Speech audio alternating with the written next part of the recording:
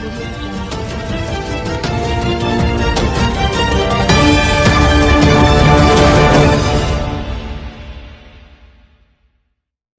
दोस्तों, स्वागत है आपका आपके पसंदीदा न्यूज चैनल सच का सामना में। आइए एक बड़ी खबर का रुख करते हैं। आज समाजवादी पार्टी के राष्ट्रीय अध्यक्ष अखिलेश यादव के आह्वान पर एवं पूर्व कैबिनेट मंत्री कमाल अख्तर की अगुवाई में किसान आंदोलन के समर्थन में ब्लॉक प्रमुख, जिला पंचायत अध्यक्ष पद के चुनाव में बीजेपी सरकार द्वारा की गई लोकतंत्र की हत्या व धांधली के विरोध और बढ़ती महंगाई, बिगड़ती कानून व्यवस्था, बढ़ती बेरोजगारी, महिलाओं से दुर्व्यवहार, स्वास्थ्य सेवाओं की बदहाली, प्रशासन द्वारा सत्ता के दुरुपयोग के विरोध में मंडी समिति तहसील मुख्यालय हसनपुर में एक धरना प्रदर्शन किया गया। आइए दिखाते हैं धरना प्रदर्शन की कुछ झलकियां। अपनी बेबाक राय रख सकता है तो वो बाबा साहब भीमराव अम्बेडकर के दिए हुए संविधान की बदौलत है। अगर समानता का अधिकार हमें दिया तो वो बाबा भीमराव अम्बेडकर साहब ने हम लोगों को दिया। और आज जो हम यहाँ धरना रखे हुए बैठे हैं, ये धरना देने की हम लोगों को क्यों जरूरत पड़ी? आखिर आज इतनी गर्मी में, इतनी धूप में, 44 टेम्परेचर के अंदर इस पूरे उत्तर प्रदेश का नौजवान, किसान, गरीब, मजदूर, हिंदू, मुसलमान आज क्यों तहसीलों के ऊपर धरने के अंदर बैठा है?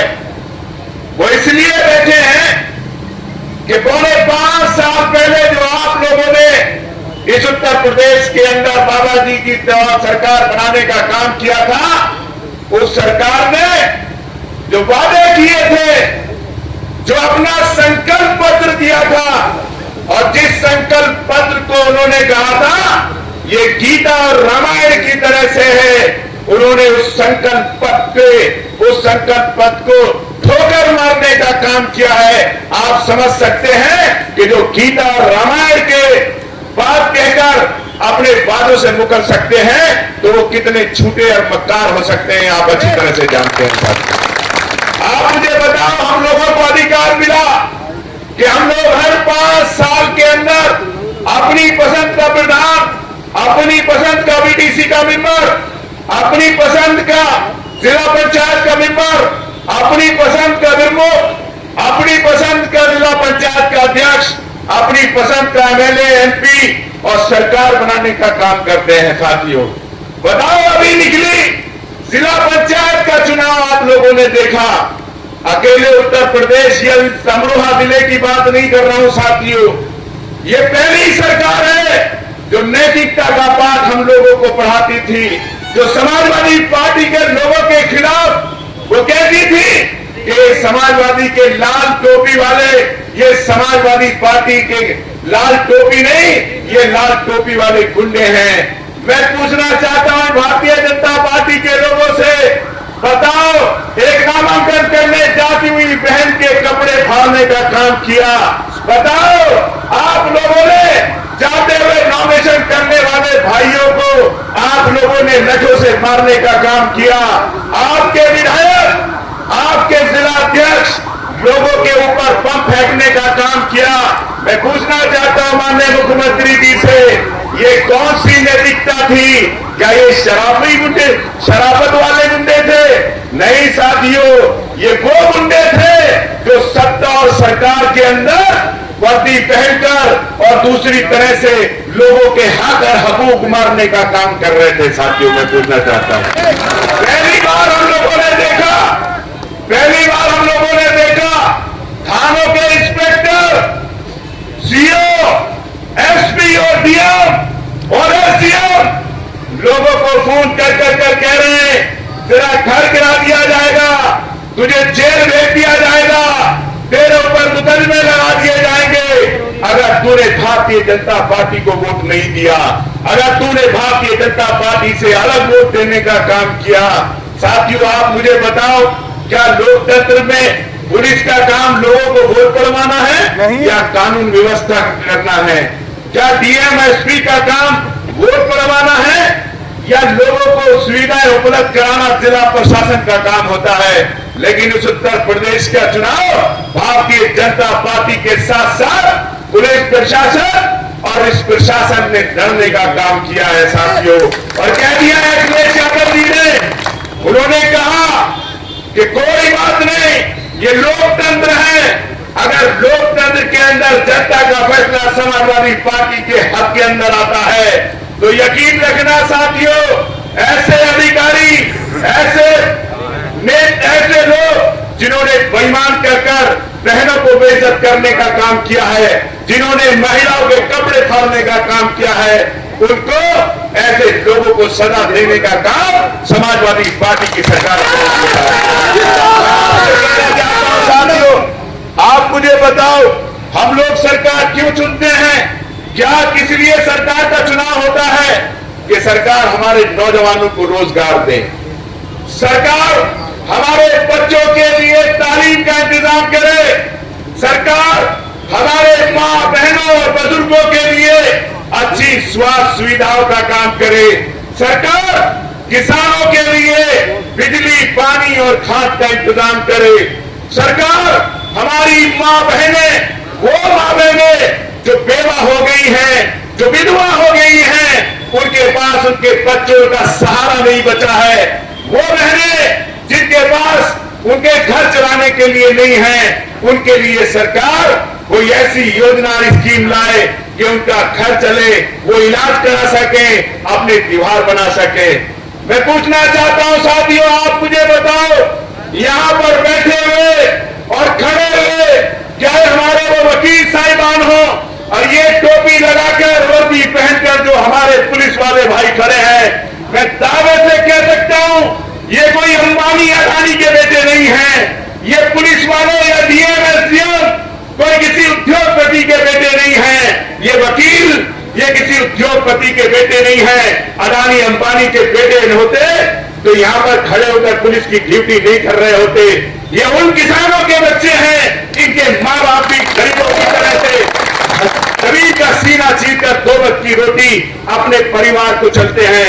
मैं आपसे जरूर कहना चाहूंगा अपने पुलिस वाले साथियों से कि जब किसानों के ऊपर आपका डंडा चलता है, जब नौजवानों के ऊपर आपका डंडा है, आपका भाग्य अच्छा था या आप पढ़े लिखे ज्यादा अच्छे थे, आपको नौकरियां मिल गई, लेकिन इस उत्तर प्रदेश के अंदर अगर 40 लाख नौजवान बेरोजगार फिर रहा है और उस बेरोजगार नौजवान पर आप लाठी चलाते हो तो लाठी चलाने से जरूर ये पहले सोच लिया करो, सरकारें बदलती रहती हैं, लेकिन जिन पे लाठी उठा रहे हो वो भी आपकी तरह आपका भाई है। इस तरह से यहाँ पर अधिकारी बैठकर गरीबों के खिलाफ मुकदमे लिख रहे हैं।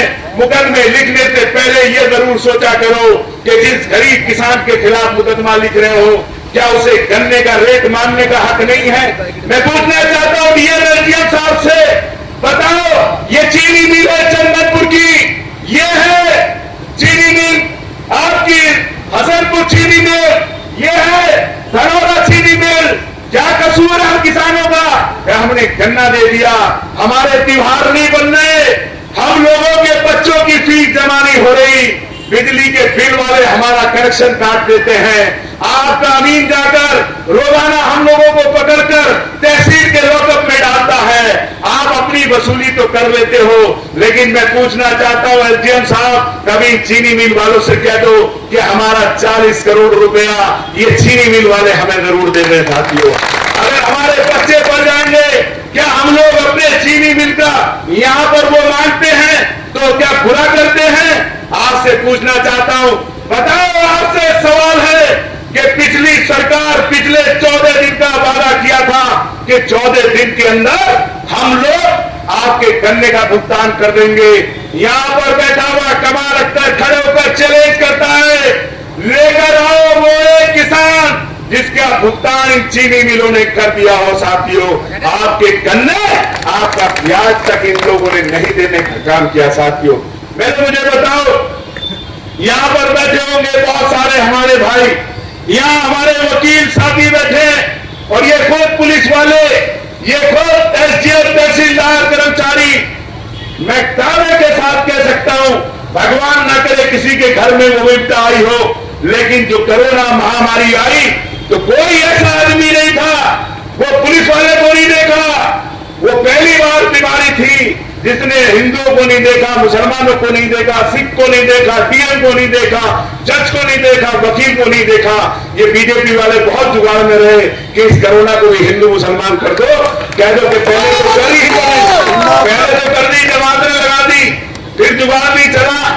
तो मैं कहना चाहता हूं साथियों, कोई अधिकारी या कर्मचारी इस कोरोना से नहीं बचा होगा, लेकिन मैं खुद उससे गुजरा हूं, मेरा भाई उससे गुजरा, मेरी बीवी उस पीड़ा से गुजरी, यहां बैठे होंगे बहुत सारे आदमी, वो उस पीड़ा से गुजरे होंगे।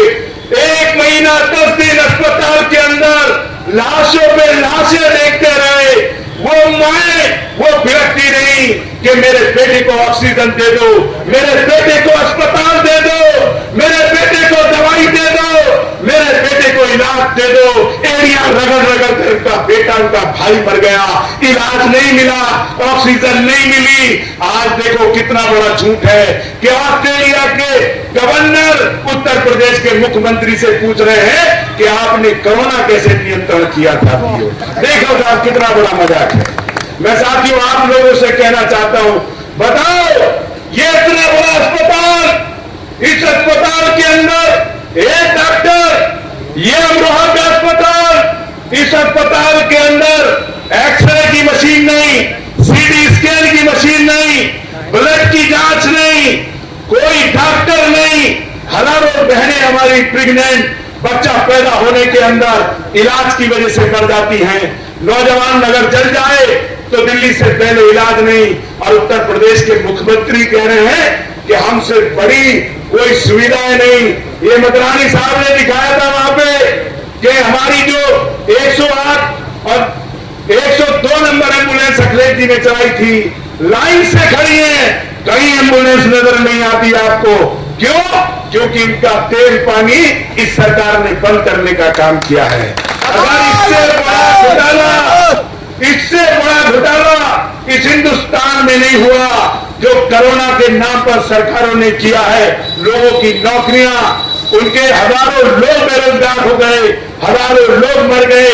गंगा के किनारे हमारे हिंदू धर्म के अंदर लोगों को जलाने की प्रथा है, लेकिन साथियों ये पहली बार था कि हजारों लाशों को उनके परिवार वालों ने गंगा के किनारे दबाया। कुत्ते उनको खींचते रहे, लोग उनको, जानवर उनको खींचते रहे, लेकिन उत्तर प्रदेश की सरकार अपना पाप और अपना नाकामी छुपाने के लिए जेसीबी से उन पर मिट्टी डालने का काम करती रही। साथियों मैं आपसे कहना चाहता हूं, साथियों बताओ इस लोकतंत्र में ऐसा तो है नहीं कि मेरा दुश्मन है मैं उसके डंडा मार दूं, मेरा दुश्मन है मैं उसके साथ मार पिटाई कर दूं। इस लोकतंत्र में बाबा साहब भीमराव अम्बेडकर ने हमें एक हथियार दिया है, और उस हथियार बड़ी से बड़ी चीजों को खाकर फेंकने का काम करता है। यहां पर बैठा हुआ एक एक समाजवादी पार्टी इसलिए नहीं कि उन हजारों नौजवानों को श्रद्धांजलि के लिए जो कोरोना के अंदर जिनकी कब्रों के दफीने के अंदर तख्ते नजर नहीं आए, जिन्हें पुष्टिवान नहीं मिले, उन हजारों भाइयों को श्रद्धांजलि देने के लिए जिनके लिए वहां पर चिता के लिए लकड़ियां नहीं मिली।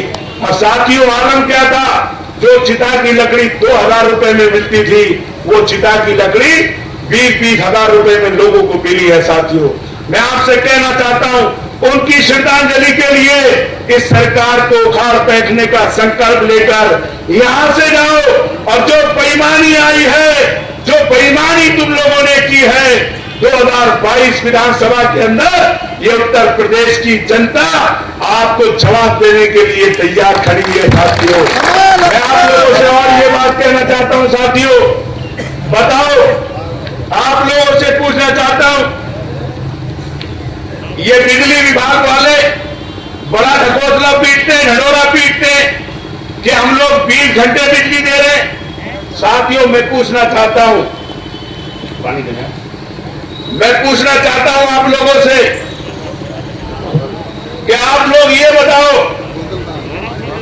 अगर आज पूरे उत्तर प्रदेश के अंदर अगर कोई विभाग गरीबों के साथ सबसे ज्यादा बदसलूकी, गरीबों के साथ सबसे ज्यादा दुर्व्यवहार, गरीबों का सबसे ज्यादा उत्पीड़न कर रहा है, तो वो विभाग है बिजली विभाग साथियों, आप बताओ, यहां पर खड़े हैं लोग, अधिकारी खड़े हैं, अगर पुलिस को भी किसी के घर में जाना होता है तो उसको सर्च वारंट लेकर आना पड़ता है, लेकिन बिजली बहन कैसे सो रही है, बहनें कैसे घर में लेटी हैं, बहनें कैसे लेटी हैं, भाई कैसे घर में सो रहे हैं।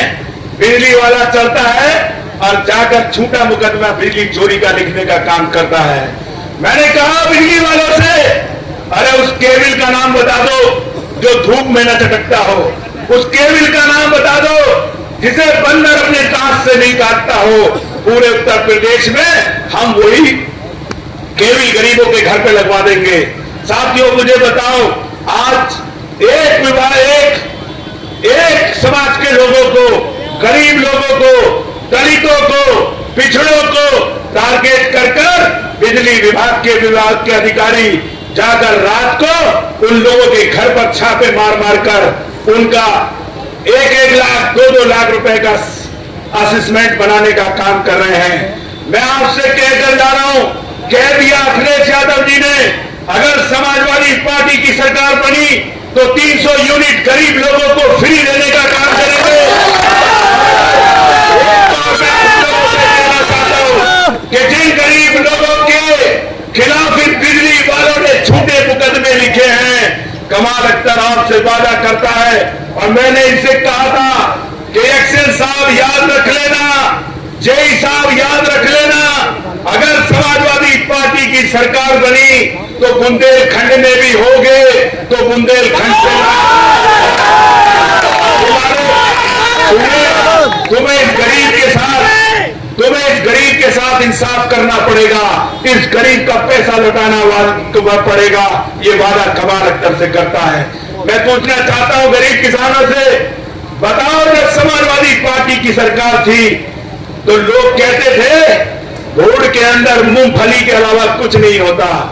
बताओ आज कमाल अख्तर खड़े होकर कहता है अगर भूड के अंदर गन्ना हो रहा है, अगर भूड के अंदर आलू हो रहा है, अगर भूड के अंदर गेहूं हो रहा है, अगर भूड के अंदर पीपलमंड हो रहा है, तो इसलिए हो रहा है कि जब मुलायम सिंह यादव की सरकार बनी और जब अखिलेश यादव की सरकार बनी तो 7,000 रुपए में 27,000 हम लोगों ने ट्यूबवेल लगवाने का काम इस क्षेत्र के अंदर किया था। आप बताओ, बड़ा धरना देते हो ये किसान संघ वाले, अरे जाओ मुख्यमंत्री जी के पास, चैलेंज करता है कमाल अख्तर तुम्हें, जाओ जाकर सामान्य योजना ट्यूबवेलों की चालू करा दो।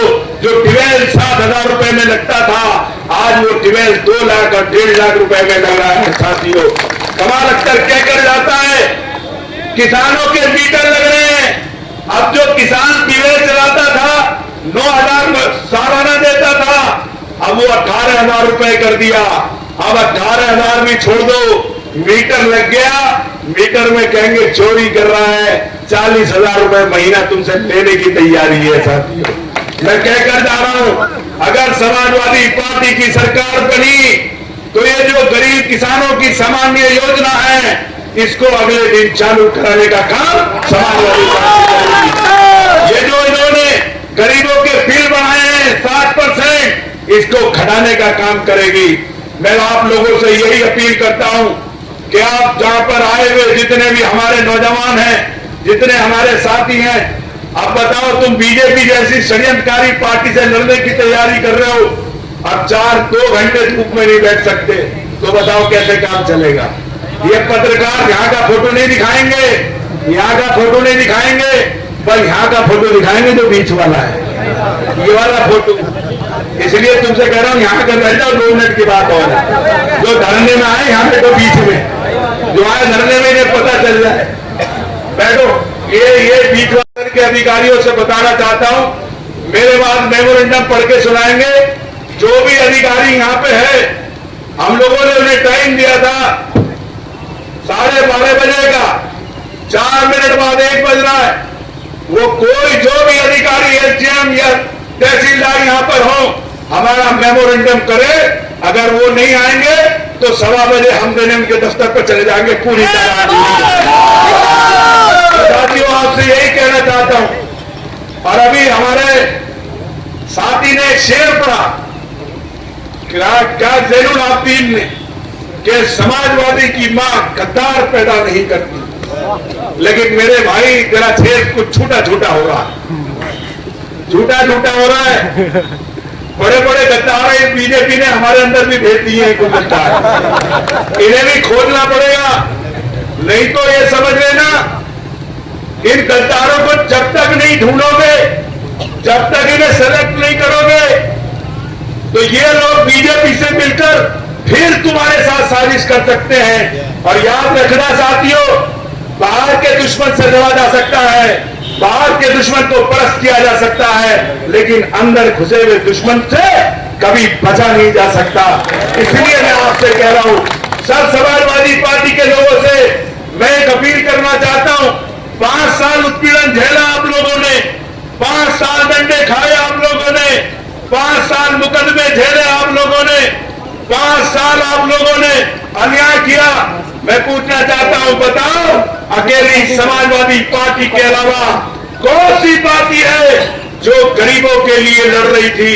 अगर आपसे पूछना चाहता हूं कि आप बताओ, आप साथियों सवाल करो। आज बड़े बड़े होर्डिंग आप लोगों को लगे हुए दिख रहे होंगे, बताओ। मैं पूछना चाहता हूं अपने दलित भाइयों से कि जब गुलामपुर के अंदर आपकी बारात को पीटा जा रहा था, जब आपके टांग काटी जा रही थी, तो समाजवादी पार्टी और कमाल अख्तर लड़ रहा था। बताओ, जब गंगा के किनारे की फसल एसडीएम तहसीलदार बैठकर नीलाम कर रहे थे, तब यही यशवीर नागर था, यही मनोज त्यागी था जो लड़कर आप लोगों की फसल बचा रहा था। कहां गए ये होर्डिंग पोस्टर वाले? बताओ साथियों, जब बिजली की कीमतें बढ़ रही थी, तो यही कमाल अख्तर था। जब यहां पर अत्याचार पुलिस कर रही थी, तो यही कमाल अख्तर था। आप मुझे बताओ, आप याद रखना साथियों, अगर ये बीजेपी वाले और ये अधिकारी और कर्मचारी जब जब तुम्हारे साथ अन्याय किया, तो समाजवादी पार्टी के अलावा, कमाल अख्तर के अलावा कोई नेता का नाम बताओ जो तुम लोगों की लड़ाई लड़ने आया।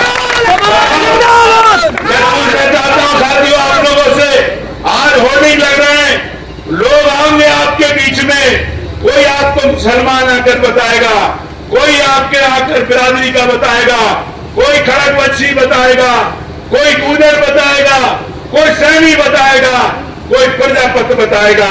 तो साथियों, जब जात बिरादरी की बात तुम लोग हम लोग करेंगे, तो बातियों भारतीय जनता पार्टी के अंदर और हमारे अंदर कौन सा फर्क होगा साथियों?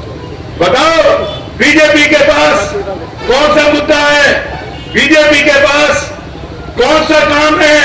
अगर 16 बिजली घर बनाए तो कमाल अख्तर ने बनाए। आपसे पूछना चाहता हूं, बताओ रेरा का बिजली घर किसने बनाया? आदमपुर का बिजली घर किसने बनाया? बताओ दानापुर का बिजली घर किसने बनाया? इटौंदा का बिजली घर किसने बनाया? नगरा का बिजली घर किसने बनाया? ईसेपुर का बिजली घर किसने बनाया? हसनपुर शहर के लिए बिजली घर किसने बनाया? बताओ, मेहताबाद सीता जगदेपुर के अंदर बिजली घर किसने बनाया? चैतौली के अंदर बिजली घर किसने बनाया? और कमाल अख्तर खड़े होकर लेकर आओ, कोई एक गांव लाकर दे दो 432 गांवों में, जो ये कह दे कि बिजली नहीं है। अगर हर गांव के अंदर बिजली पहुंचाने का काम किसी आदमी और किसी सरकार ने किया, तो अखिलेश यादव और समाजवादी बताओ, डिग्री कॉलेज बन गया, अरे सरकार डिग्री कॉलेज को चालू ही करा दो। आपका बस अड्डा बन गया, आप बसें चलवा दो। मैं सिर्फ यही कहकर अपनी बात खत्म करता हूं, निकल जाओ किनारे किनारे, सब लोग अपनी जगह बैठे रहना, निकल जाओ गांव गांव और जाकर